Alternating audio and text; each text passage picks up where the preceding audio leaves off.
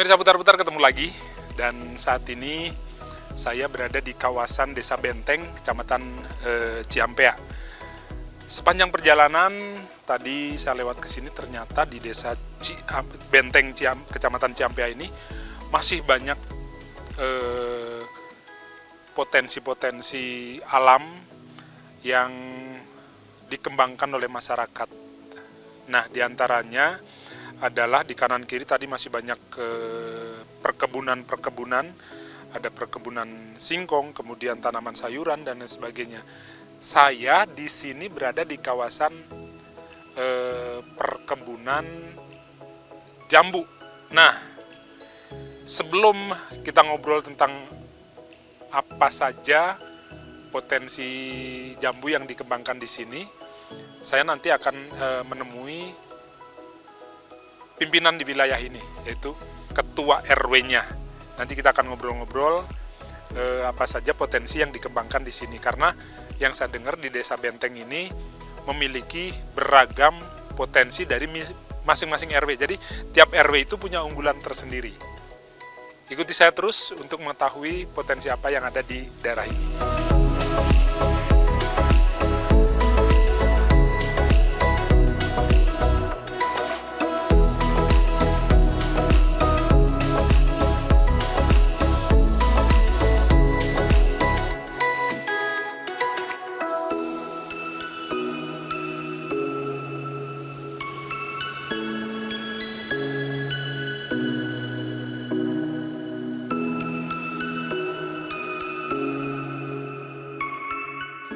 Ya pemirsa Putar-Putar, saya berada di kawasan RW 05 Desa Benteng, Kecamatan Ciampea.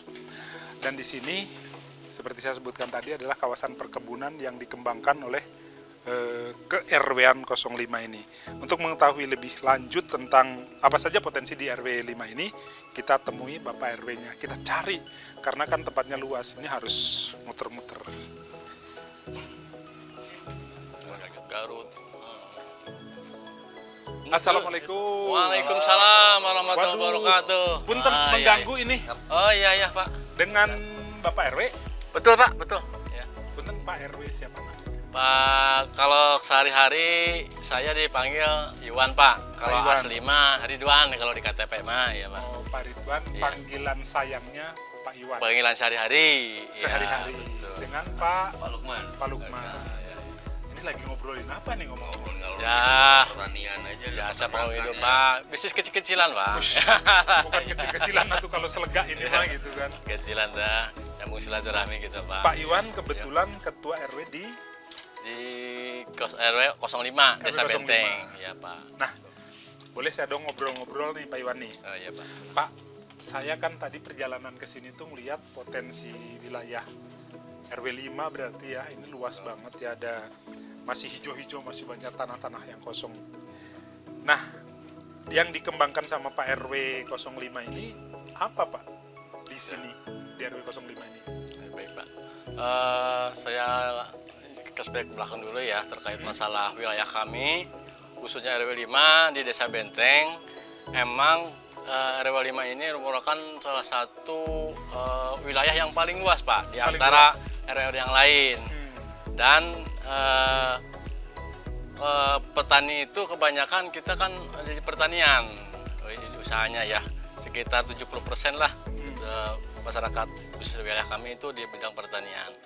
Nah, di wilayah kami itu emang kebanyakan ya mayoritas emang dikembangkannya itu singkong, ubi, dan adapun yang lainnya semacam apa terong apa itu mungkin sekedar itu aja Pak, sekedar apa namanya tambahan gitu. Yang mayoritasnya itu singkong.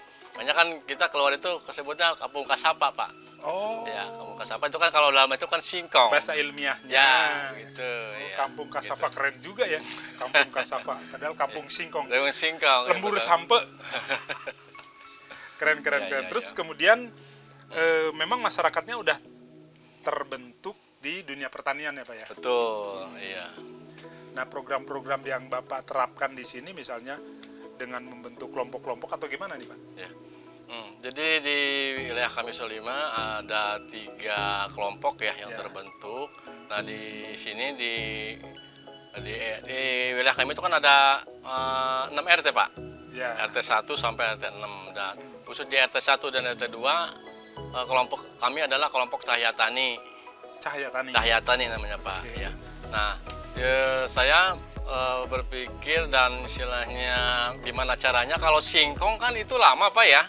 Nah, singkong lama ininya Iya. panennya. Panennya. Nah, saya inisiatif gimana caranya nih ya supaya para petani itu supaya tidak terlalu lama kita menunggu Oke. panennya. Nah, saya inisiatif gimana caranya supaya kita nanam sekali tapi panennya terus menerus gitu. Nah, inilah salah satunya Pak, kami dari khususnya kelompok Cahaya Tani menanam jambu kristal. Jambu kristal. Ya, yang dimana jambu kristal ini untuk istilahnya pemasaran sangat mudah sekali Pak. Dan bahkan untuk sekarang aja kami kewalahan. Kewalahannya kenapa? Karena yang pada datang Pak. Permintaan banyak ya, Pak, ya? Tiap hari yang ada terus yang permintaan ke kami ini ke sini. Nah mungkin untuk kedepannya masyarakat yang lain, petani yang lain saya mengajak untuk istilahnya juga untuk mengembangkan jambu kristal ini salah satunya Pak. Untuk program kedepannya ya. Iya. Pak bisa membentuk seperti ini kira-kira berapa lama Pak? Dan kesulitannya apa sih yang ditemuin Pak RW? Membentuk jadi kesadaran masyarakat untuk bercocok tanam, bertani, kemudian bisa mengembangkan seperti inilah. Gitu. Jadi emang liku-liku dalam kita usaha mengembangkan para petani ini emang banyak sekali risikonya Pak. Dan di kami ini emang harus ada semacam demplot. Nah kalau umpama nih ya, petani kita pengen niru kita dulu harus yang menyontohin. Nah kalau kita udah berhasil, maka secara sendirinya para petani yang lain juga ikut Pak. Oh gitu. Gitu. Kudu ada bukti. Ya kalau dalam bahasa Sunda mah, wah buktikan halawes celamana gitu. Iya. Kalau ada bukti dulu. Iya. Kalau ya kesadaran masyarakat terhadap pertanian sendiri gimana sekarang gitu setelah setelah perjuangan Bapak dari awal memberi contoh dan sebagainya, kesadaran masyarakat sendiri gimana? Sudah mulai tertarik? Ya. Emang kalau secara langsung kan emang ini ya, maksudnya kan harus secara kalau udah bahasa Sunda mah malapa gedang kudu lalaunan gitu ya, Pak ya, lalaunan teh gitu. Nah, alhamdulillah Pak, dari istilahnya pertanian income-nya sedikit pertama-tama jadi menambah ekonominya dia gitu. Udah mulai bisa diandalkan. Ya, betul. Secara bertahap lah kalau Nah, kalau petani-petani yang tua-tua yang udah biasa kan udah nggak aneh Pak. Ya. Menghadapi petani milenial, petani Gen Z kalau zamannya sekarang, apakah ada juga regenerasinya Pak? Nah, emang program pemerintah sekarang kan lagi galak-galaknya untuk membentuk petani milenial. Ya. Nah, dalam hal ini mungkin saya juga masih kesulitan Pak. Kesulitan? Iya kesulitan. Karena apa? Karena kan orang berpikir begini Pak, kita bertani harus bisa menyelesaikan keekonomian kita untuk sehari-harinya. Nah, kalau kita yang udah tua-tua udah terbiasa, emang udah kerjaan kita gitu ya. Kerjaan kita sehari-hari. Tahu kapan panen, tahu kapan paceklik, siap gitu siap. Ya, kalau anak-anak muda sekarang kan jarang, ada cuman jarang gitu Pak ya. Nah, gimana caranya mungkin ini untuk penarik daripada petani milenial kita. Nah, salah satunya gitu mungkin harus ada program dari pemerintah gimana supaya petani itu bisa mengadakan melebihi daripada kayak UMR begitu hajatan. Nah, gitu. Jadi kan ada sorotan, ya betul Pak. Oke. Mudah-mudahan keinginan Pak RW tercapai karena kalau generasi-generasi yang sudah mulai masa usia tidak produktif sudah selesai, nanti generasi mudanya bingung nggak ada penerusnya. Iya betul. Makin menarik perbincangan kita nanti ngobrol-ngobrol dan kita boleh ngeliat-ngeliat. Oh silakan Pak, silakan. Oke, jangan kemana-mana, tetap diputar-putar.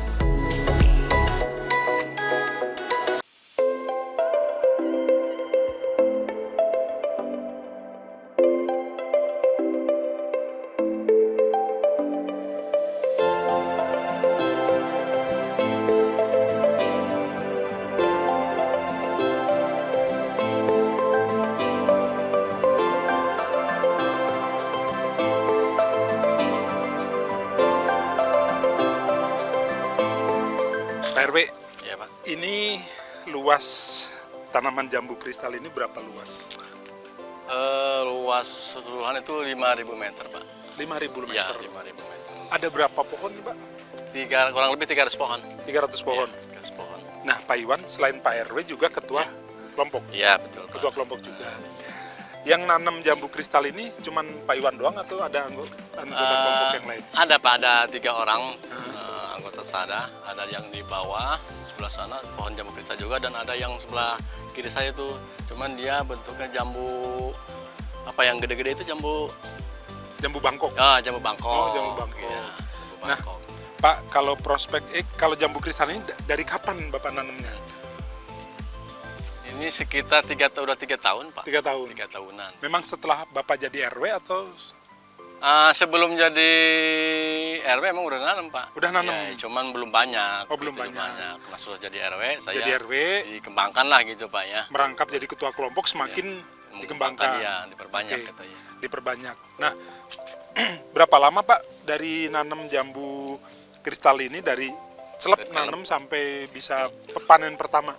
Untuk jambu kristal sebenarnya kalau umur kita nanam sampai umur 8 bulan juga udah berbuah ya. 8 bulan Ya, udah berbuah, cuman belum maksimal. Kenapa? Dia kan belum seimbang antara pohon sama buahnya itu. Oh gitu. Iya. Jadi, Nah, kalau jambu gini ada musimnya atau memang tiap hari itu bisa panen gitu? ya. Kalau untuk jambu sebenarnya emang nggak ada musimnya, cuman bedanya ada musim panen raya dan Iya. enggaknya. Oh gitu. Kayak ini aja nih ya, kalau udah panen kan ada muncul lagi tuh si kembang sama calon-calon buahnya itu. yang Jadi ini sininya terus menerus, Pak, Oh, sebenarnya. ini yang Iya. udah mulai gede di Iya. sudah gini. Pak, untuk merawat kebun seluas ini Bapak sendiri atau ada pekerja yang memang dikaryakan untuk Ya selain saya sendiri, saya kan sehari-hari di pasar dan kalau udah johor kesini juga bantu. Selain saya pagi ya, jualan di ya pasar? sebelum ke pasar saya pagi jam 8 di sini dulu. Waduh, Ya bersih-bersih ini rumput, terus inilah bantu-bantuin bungkus gitu ya. Nah setelah saya pulang di pasar balik lagi. Oh, Dan gitu. untuk yang bantu ada ya ibu-ibu yang suka bantu bungkus tuh ya. Bantu bungkus, dan istilahnya suka ini juga ada si Mamang tuh ada yang bantu-bantu juga. Sama panen juga? Iya. Kalau untuk panen untuk di sini Pak biasanya pada ngambil sendiri. Oh gitu. Gitu ya. Jadi ini kaitannya selain pertanian ini tempat wisata juga. Ya. Jadi misalnya kalau ada yang datang ke sini, mereka milih ngambil yang matang di kilo, Dia ditimbang. ditimbang. Apa udah banyak yang datang ke sini, Pak? Aduh Pak, sebenarnya mah kalau kita karena kan zaman sosmed ya. Iya. Kalau kita bikin status saja udah pada ini, Oh. udah pada datang sendiri. Status ini musim lagi mau panen. Oh gitu. iya. Jangankan status sekarang mah, sebelum ini juga udah pada nanyain. Udah pada nanya. Bang, udah ada belum jambunya, ada matang belum? Oh, Katanya, gitu. belum. Nantilah sekitar 2 Nah, bulanan lagi gitu. Yang ya. nanyain itu pribadi, penjual atau Yang pribadi, yang pribadi. biasanya yang sudah pernah kesini dia. Mau dikonsumsi ketagihan. sendiri? Ya, konsumsi sendiri. Nah, ini pemirsa menarik sekali ya, di samping mendapatkan buah yang segar bisa milih sendiri. Buah yang segar itu otomatis kan dari pohonnya tuh langsung bisa dikonsumsi saat itu juga. Untuk Anda yang mempunyai anak-anak, ini bisa dijadikan edukasi. Jangan sampai udah banyak di pinggir jalan kan rujak jambu kristal, tapi asalnya pohonnya belum tahu ya Pak Iya, ya. betul. Pak, kita bisa ngelihat apa itu namanya, lebih ke dalam ini Ya. pohon jambu. Nah, kalau tadi kan tentang kisah suksesnya, kendalanya Pak kalau pohon jambu kristal ini apa Pak? Nah, kendala sebenarnya nggak terlalu ini ya, cuman kita kesulitannya kalau lagi musim kemarau Pak. Kalau Oh, kemarau panjang, kalau jambu kan dia lebih konsumsi airnya lebih banyak, kadang gitu. airnya lebih banyak ya. harus disiram terus berarti? Iya, harus disiram dan istilahnya harus rajin buang-buang ini Pak. Misalnya nih apa namanya nih, daun yang tua ini sih sering buangin nih. Oh gitu? Iya, dibuangin tuh. Jadi itu dia itu tumbuh tunas-tunas baru. Iya, Nah, tunas baru sekalian kan dia keluar juga tunas yang buat buah itu. yang buat buah. Bunga-bunganya itu. Jadi nggak lari ke daun semua. Ya enggak, biar ke ini ya, ke buah gitu. Nah, kalau pembungkusan, ini kira-kira dari awal seperti apa yang dibungkus? Nah, jadi pas segini Pak. Ini Iya, sebenarnya segini. Iya, segini nih. Harus sudah Ya, dibungkus harus nih sudah sebenarnya. bungkus ya. Itu kalau kelewat dikit aja udah. Kenapa, Pak? Ya kena ini apa dalamnya? kena sama ulet gitu ya? ulet gitu. Oh. Jadi intinya kalau jambu, kalau nggak dibungkus kayaknya nggak bakalan panen gitu Pak. Oh. Iya, pasti itu. Dalamnya pasti ada ulet. Pasti gitu. ada uletnya. Oh. Iya. Jadi ini untuk melindungi dari serangga Serangga, ya, serangga yang mungkin bertelur kemudian. Nah, dari dibungkus ini sampai panen berapa lama? Sekitar 1,5 bulan. 1,5 bulan. Iya. Kalau lagi curah hujan banyak sekitar 1 bulan juga udah pada gede-gede. Oh gitu, makin Iya. makin banyak air, makin banyak. bagus pertumbuhannya. Iya, makin cepat ya berkembang. ininya. Oke. Gedenya gitu. Pak, kalau misalnya lagi panen, kira-kira sehari atau sekali orang datang itu bisa berapa kintal, Pak? Ya, kalau kita kayak kemarin aja waktu musim panen waktu Lebaran kemarin ya, banyak juga sih ya. Oh, gitu. Jadi kan nggak continue gitu Mas. Ada pulang nih datang lagi Oh, gitu. ya. Karena continue itunya. Ada yang 2 kilo, 3 kilo, sampai 10 Ada 10 kilo, kilo, mungkin ya. ada 20 kilo. Oke. Kalian kan rekan-rekannya nitip katanya nih pembeliin di Jamu Pak RW katanya sekalian gitu. Oke, terakhir di segmen ini Pak RW. Iya. Kalau misalnya ada masyarakat yang tertarik, ingin belajar, bisa nggak datang ke sini Ya, belajar? insya Allah Terbuka. terbuka buat Oke. kami siapa aja, bapak ibu yang mau belajar ataupun istilahnya kita untuk Sharing ilmu. Oke. silakan datang aja ke Cahaya Tani yang berada di Kampung Lebak Gunung RT 1 RW 5 Desa Benteng Kecamatan Ciampea Kabupaten Bogor. Oke, yang mau belajar, mau tahu, mau beli pun boleh datang ke sini. Ya. Kita jalan-jalan lagi, Pak. Ya, ya.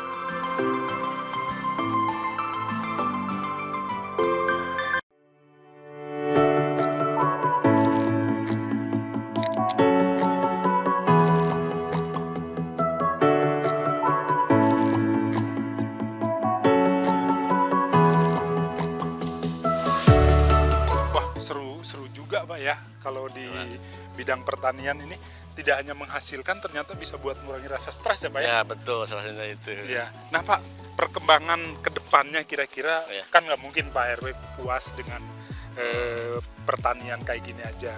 Kira-kira kedepannya terkait dengan desa wisata juga nih, mau diapain itu Pak wilayah seluas ini?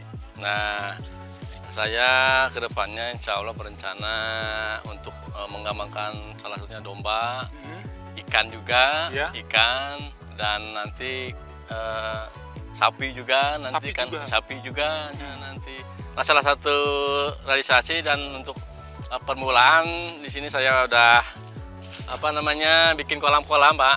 Oh yang sebelah kanan Ya, ini. ya itu. Ini bikin ikan kolam. apa aja Pak yang di dalam? Ikan gurame sama ikan nila Pak.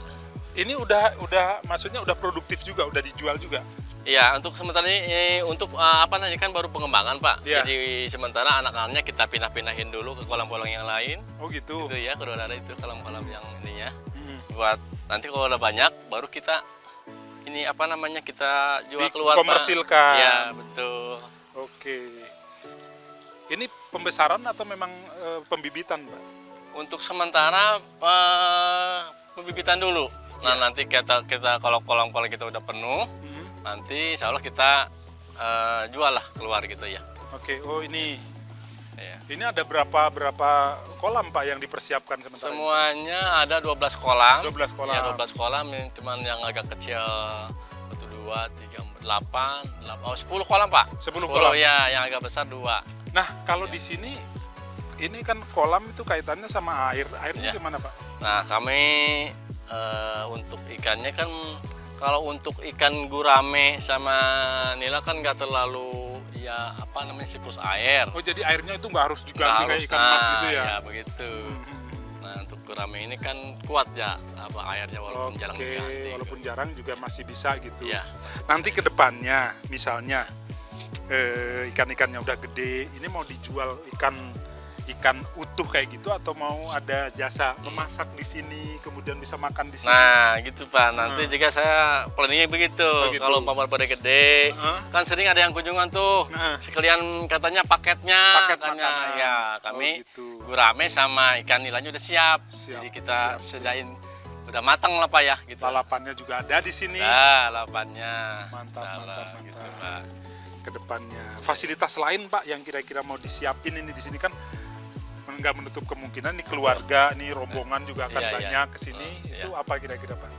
Nah, fasilitas penunjang saya juga lagi menghayal nih lagi.